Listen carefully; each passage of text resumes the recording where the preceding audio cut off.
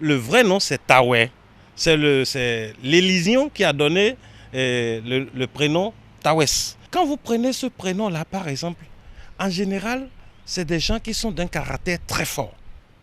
En général, ils sont d'un caractère très fort. C'est des dirigeants, c'est des personnalités qui sont très ouvertes, souvent très très intelligents.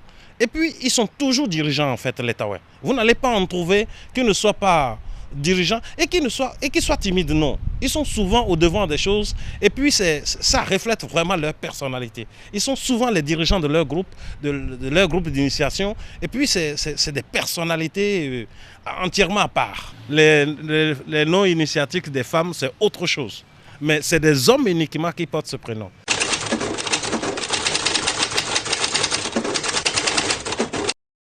Les prénoms qui sont passés à nom de famille dans notre communauté, c'est vraiment très courant aujourd'hui. Moi, par exemple, je signe Nata. J'ai dit tout à l'heure, Nata, c'est le 6e garçon d'une femme. Alors, c'est le prénom de mon grand-père. Quand les gens sont venus inscrire, demander à ce qu'on inscrive, on a dit quel est le nom de famille, on a donné Nata.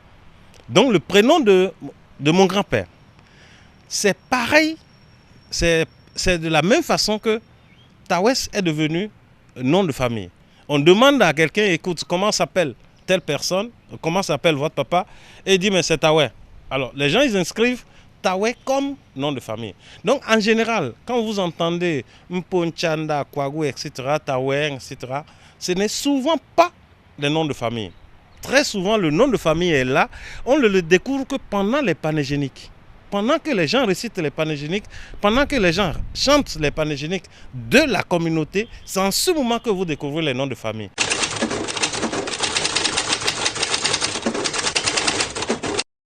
Pour donner ce prénom Tawè, je ne pourrais dire exactement les conditions. Parce que c'est un prénom de couvent. Ils sortent du couvent avec ces prénoms-là.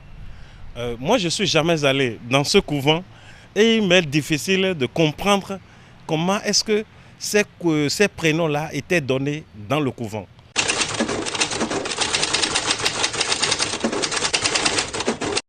Pour savoir si ce prénom qui est devenu nom de famille se détient son contenu sur les membres de cette famille, je dirais oui et non.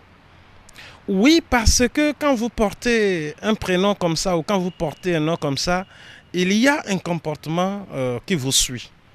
En général, on sait que de façon biologique, il y a certains gènes qui sont transmis donc, à ces enfants-là. Donc de cette façon-là, on peut dire qu'il y a un potentiel génétique favorable aux qualités dont j'ai parlé tout à l'heure.